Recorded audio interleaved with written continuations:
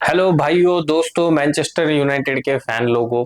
आज हम लोग डिस्कस करने वाले हैं मैनचेस्टर यूनाइटेड वर्सेस लिवरपूल का जो रिजल्ट है। 0 मैनचेस्टर यूनाइटेड, 3 फॉर लिवरपूल। उसको एक ब्रेक डाउन करेंगे, एनालाइज करेंगे, प्लेयरों का एनालाइज करेंगे, मैनेजर का परफॉर्मेंस एनालाइज करेंगे।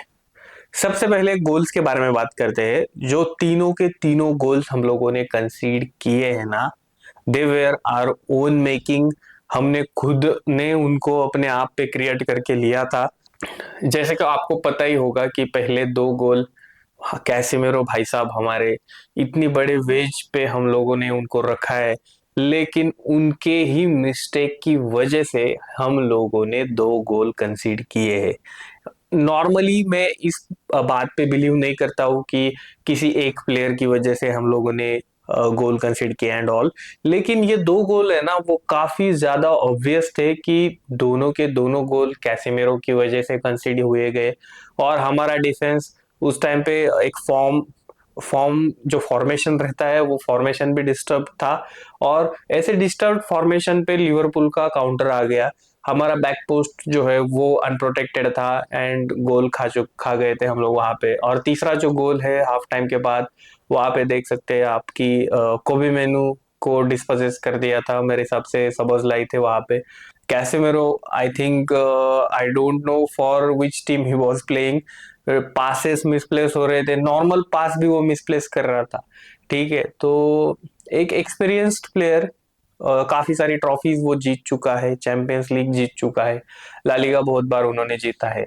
तो एक एक्सपीरियंस प्लेयर से ये उम्मीद नहीं है यूनाइटेड को कि वो इस तरह का परफॉर्मेंस दे और लिवरपूल को सॉर्ट ऑफ असिस्ट करे उनके गोल के लिए। ठीक है, तो I I am quite disappointed in Casemiro. तो कैसेमेरो का मेरे हिसाब से ये डिक्लाइन जो है अभी अ, काफी नीचे जा चुके हैं उनका परफॉर्मेंस। तो उगारटे का आज उनको प्रेजेंट किया था, उगारटे को पब्लिक के सामने। United fans and Manchester United manager structure will be looking for Ugarte to come back and take hold of this midfield. Okay, तो देखने वाली बात वो होने वाली है जब उगारटे आएंगे तो कैसा खेल पाता है, कैसा खेल पाता है मैनचेस्टर यूनाइटेड। देखो, तो मैनेजर को एनालाइज करूंगा मैं यहाँ पे। मैनेजर गोल कंसीडिंग पे थोड़ा एक्सक्यूज है, लेकिन ठीक है यार, हर गेम में कोई ना कोई गलती करेगा प्लेयर जिसकी वजह से हम लोग गोल कंसीड करने वाले हैं। लेकिन गोल क्रिएशन कहाँ पे है? Via Manchester United. Manchester United की टीम ने कितने क्लियर कट चांसेस क्रिएट किए, और उस चांसेस की वजह से एक मैनेजर जो है उसका गेम के ऊपर होल्ड कितना था, स्टाइल ऑफ प्ले कैसा था, वो भी ज्यादा इंपॉर्टेंट है। देखो, रैशफोर्ड ने मेरे हिसाब से 2 क्रॉसेस दिए थे वंडरफुल जर्सी को, और जर्सी ने भी अपने एफर्ट्स दिए थे वहां पे, लेकिन गोल्स में वो एफर्ट्स नहीं कन्वर्ट हो पाए। ठीक है, ये फैक्टर छोड़ के आई डोंट थिंक उतने ज्यादा चांसेस यूनाइटेड क्रिएट कर पाया जर्सी के लिए, या फिर हम लोग विंगर्स या फिर मिडफील्डर्स के लिए। ठीक है, तो वो एक कंसर्निंग फैक्टर है कि ठीक है, गलती की वजह से गोल कंसीड कर रहे हैं हम लोग, लेकिन क्या क्रिएशन के ऊपर हम लोगों का उतना होल्ड है, या फिर एन नंबर ऑफ चांसेस क्या हम लोग क्रिएट कर पा रहे हैं? तो आंसर इज नो। और फेवरेटिज्म फैक्टर जो है ना, अभी हैम्पर कर रहा है इरिक टेन हाग का, एक मैनेजर की ओर से परफॉर्मेंस जो आना चाहिए उसको। ठीक है, तो कैसिमेरो हो गया, मैगवायर हो गया, या फिर रैशफर्ड हो गया, ये 3 प्लेयर के लिए मेरे हिसाब से इरिक टेन हैग के अंदर थोड़ा सा उनके लिए इंक्लिनेशन है। देखो, गार्नाचो की नेचुरल पोजीशन है ना लेफ्ट विंग है, रैशफर्ड की वजह से उनको राइट विंग पे खेलना पड़ रहा है। ठीक है, at the same time Amar Diallo को लाया जा रहा है, और आपके गार्नाचो को रिप्लेस कर दिया जा रहा है वहां पे।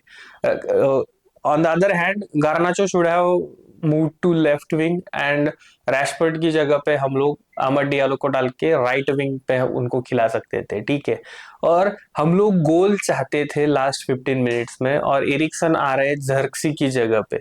आई एम नॉट अंडरस्टैंडिंग वहां पे क्यों नहीं रैशफोर्ड को रिप्लेस किया जा रहा है, क्योंकि एक स्ट्राइकर, एक टारगेट मैन तो होना चाहिए बॉक्स में, क्योंकि एक 80 मिनट के बाद वो टिकी टाका करके हम लोगों का कॉन्फिडेंस नहीं है कि गोल क्रिएट करेंगे।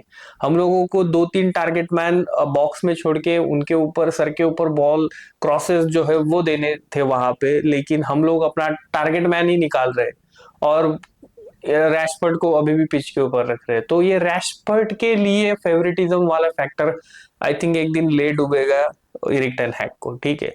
तो Erik ten Hag is on thin ice, international break है अभी, होपफुली इंटरनेशनल ब्रेक के साथ United can go on a winning streak, एक विनिंग स्ट्रिक के ऊपर जाना चाहिए, ठीक है।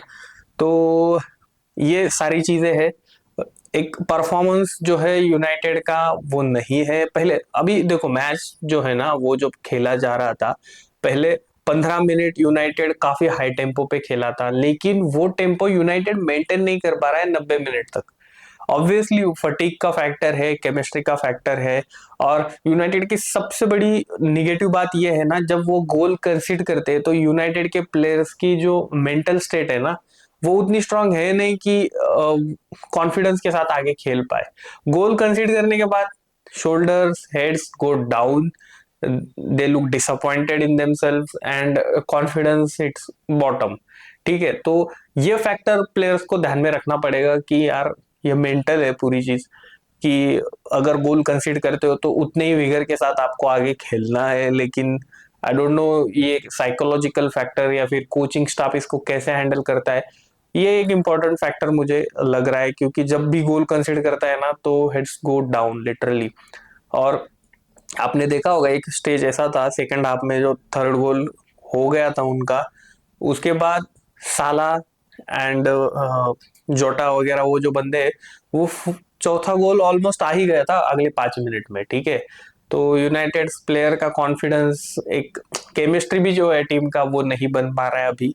तो होपफुली इंटरनेशनल ब्रेक के बाद कुछ अपना कोचिंग स्टाफ मैजिक दिखाएगा, इसमें उगारटे भी आके कुछ संभालेंगे अपने मिडफील्ड को। और कोलियर जो है ना, कोलियर के ऊपर हम लोग डिपेंड नहीं कर सकते यार, कोलियर एक यंग बंदा है।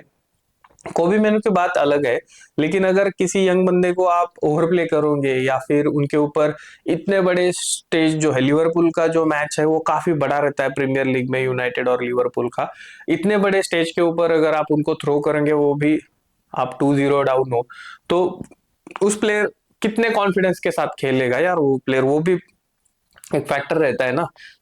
नॉर्मली एक यंग प्लेयर को जो ब्रेक थ्रू देना होता है फर्स्ट टीम में या फिर प्रीमियर लीग मैचेस में, तो जब हम लोग जीत रहे हैं या फिर फैक्टर्स कैसे है वो देख के देना पड़ता है, ठीक है। तो कॉलियर ठीक है, एक बैकअप ऑप्शन है हम लोगों के पास, लेकिन 100% उनके ऊपर रिलाई नहीं कर सकते हम लोग, ठीक है। तो Ugarte has to come in after this international break and something needs to be changed, okay. तो ये सारी बातें थी दोस्तों।